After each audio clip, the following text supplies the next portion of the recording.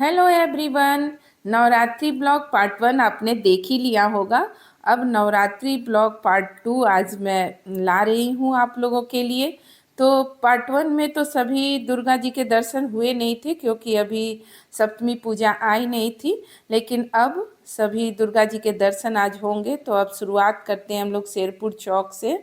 तो शेरपुर चौक पर दुर्गा जी के दर्शन हमने किए और हमने प्लान बनाया अभी मॉर्निंग में ही कि 6-7 जगह जितना भी हम लोग कवर कर सकते हैं माँ दुर्गा की प्रतिमा को कवर करेंगे। तो हम लोग निकल गए हैं और जगह जगह जाकर दर्शन कर रहे हैं। तो इसी बीच अब मैं आपसे कुछ अपनी बचपन की बातें शेयर करना चाहती हूँ कि जब मैं छोटी थी, पटना में रहती थी, मेरे पापा वहाँ पर जॉब करते थे। तो पटना में ठाकुरवाड़ी एक मंदिर हुआ करता था और उस समय हम लोग काफ़ी छोटे छोटे, मतलब काफ़ी छोटे क्या, 6 क्लास में पढ़ते होंगे। तो मुझे शुरू से फेस्टिवल वगैरह का बहुत ज़्यादा शौक़ है।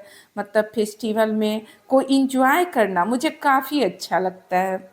तो उस समय मैं 6 क्लास में पढ़ा करती थी और मेरी छोटी बहनें और भी छोटे क्लास में 4 में, कोई 2-1 में रही होंगी।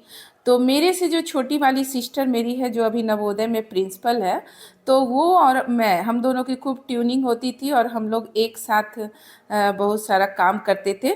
तो जैसे ही हमें घर में मम्मी या पापा 10 पैसे, 20 पैसे, 50 पैसे मिलते थे, हम लोग खुशी खुशी मंदिर, ठाकुरवाड़ी जो आपको मैं बता रही हूँ, वहाँ भाग जाया करते थे। वहाँ खूब सारे खिलौने की दुकानें भी लगा करती थी। तो हम लोग उसमें छोटे छोटे खिलौने खरीदा करते थे, थोड़ा सा गुपचुप खा लेते थे, फिर घर भाग जाया करते थे। दिन भर में कम से कम 20 या 25 राउंड हम लोग उस मंदिर का लगाया करते थे और ऐसा लगता था जैसे जीवन की कितनी सारी खुशियाँ हमने खरीद ली हो। एक बात और मैं शेयर करना चाहती हूँ कि जैसे उस समय गुपचुप के क्या प्राइस थे और आज गुपचुप के क्या प्राइस हैं। उस समय 1 रुपये में 20 गुपचुप हमें मिला करते थे। तो अगर 25 पैसा भी मिल जाता था तो 5 गुपचुप हम लोग खा लेते थे, तो काफ़ी मज़ा आता था। थोड़े पैसों में ही हम काफ़ी ज़्यादा इंजॉय करते थे। लेकिन आजकल ज़माना बदल गया है, हम अपने बच्चे को अकेले कहीं छोड़ नहीं सकते हैं या कहीं जाने नहीं दे सकते हैं, उन्हें गार्जियन के साथ ही जाना पड़ता है। तो इसलिए वो लोग इतना ज़्यादा एंजॉय नहीं कर पाते हैं और उन लोगों के मन में अब इन सब चीज़ों के प्रति बहुत ज़्यादा उत्साह रह भी नहीं गया है।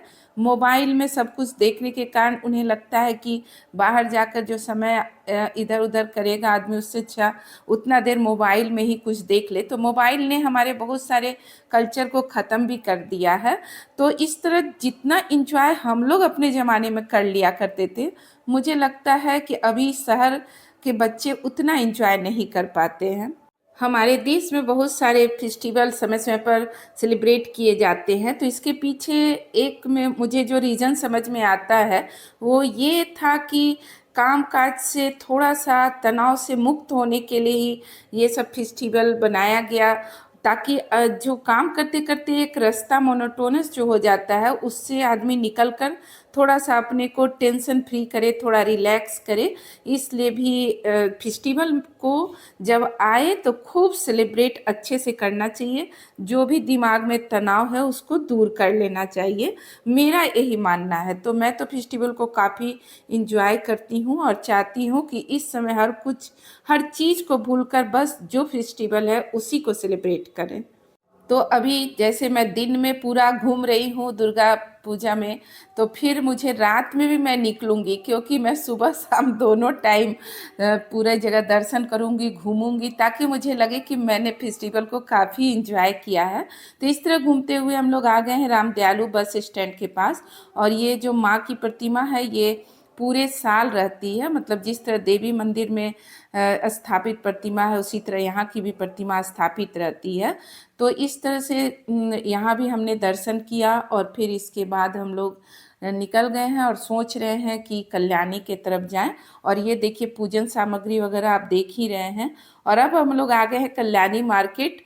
कितना सुंदर, मतलब डेकोरेशन है, काफ़ी अच्छा किया गया है।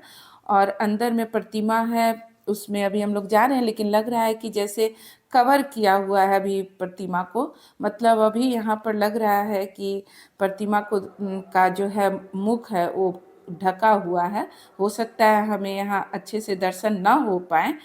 तो सही में देखिए यहाँ पर प्रतिमा को कागज़ से अभी ढका हुआ है और यहाँ गोल्डन लुक देकर पूरी सजावट की गई है, सजावट काफ़ी अच्छी है।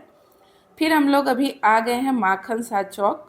यहाँ भी काफ़ी अच्छी दुर्गा माँ की प्रतिमा है, बहुत सुंदर मतलब इसमें लुक दिया गया है, पीछे ब्लू अच्छा लग रहा है देखने में। तो इस तरह घूमते हुए हम लोग अब दिन का जो घूमने का हमारा कार्यक्रम था वो ख़त्म हो गया और अब हम लोग फिर रात में निकले हैं। आप देखिए कितना अच्छा डेकोरेशन है, मैं यही आपको दिखाना चाहती थी कि लोगों ने कितना अच्छा डेकोरेशन कर रखा है। काफ़ी खर्च भी होता है इस पर, लेकिन फेस्टिवल है तो ये सब नहीं होगा तो फिर आपको अच्छा भी नहीं लगेगा। तो फिर मैं अभी जा रही हूँ शेरपुर चौक पर। यहाँ पर दुर्गा माँ की प्रतिमा के पास एक इफेक्ट टाइप का दिखाया जा रहा है, जैसे कि महिषासुर मर्दिनी जो है वो महिषासुर का कैसे वध करती है वो दिखाया जा रहा है। आप पीछे देखेंगे अभी थोड़ी देर में क्लियर जब होगा, ये इफेक्ट डाला जा रहा है ताकि यहाँ भीड़ भी काफ़ी है इस इवेंट को देखने के लिए और बहुत सारे लोग मोबाइल में इस इवेंट को मतलब कैप्चर भी कर रहे हैं। पीछे आप देख रहे हैं माँ काली और एक महिषासुर खड़े हैं और माँ के हाथ में जो है वो शस्त्र है। तो इस उसका जो महिषासुर का तलवार है वो हिल रहा है, अगर आप ध्यान दे रहे होंगे तो दिख रहा होगा आपको। तो थोड़ी देर के बाद माँ जो है इस महिषासुर का वध करेंगी, वो यहाँ दिखाया जाता है, मतलब इसलिए यहाँ काफ़ी ज़्यादा भीड़ है और हम लोग भी इसको देखने के लिए आए हुए हैं। और अब आप देख रहे हैं माँ की जो तलवार है वो नीचे जा रही है, खड्ग एक तरह से इसको कहा जाता है। और देखिए महिषासुर का सिर जो है नीचे लटक गया है। तो मतलब काफ़ी अच्छे से इसको दिखाया गया है इस इफेक्ट को। हमारे यहाँ माँ दुर्गा को शक्ति का रूप माना गया है और सरस्वती माँ को विद्या की देवी कहा गया है, लक्ष्मी माँ को धन की देवी कहा गया है।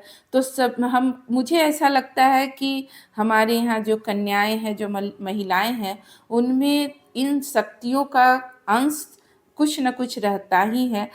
वैसे इन प्रतिमाओं को देखकर मुझे एक बात हमेशा मतलब मन में आती है कि ये मूर्तिकार कैसे इन मिट्टियों में इतना जान डाल देते हैं कि जब दुर्गा जी को देखिए तो कितना एकदम अ, लगता ही नहीं है कि ये मिट्टी से बना के कोई इतनी जल्दी तैयार कर दिया है।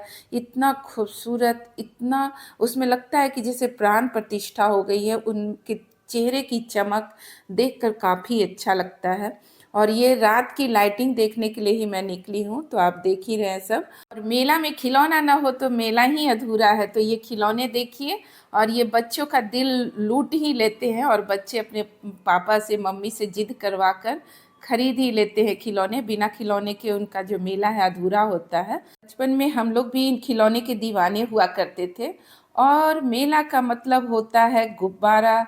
तो मैंने अपने पतिदेव से जिद करके गुब्बारा ले लिया है। क्या आप भी मेले में गुब्बारे लेते हैं? कमेंट बॉक्स में कमेंट करके ज़रूर बताएंगे। इस तरह मैं दुर्गा पूजा काफ़ी इंजॉय कर रही हूँ। तो फिर मिलते हैं नेक्स्ट ब्लॉग में। बाय।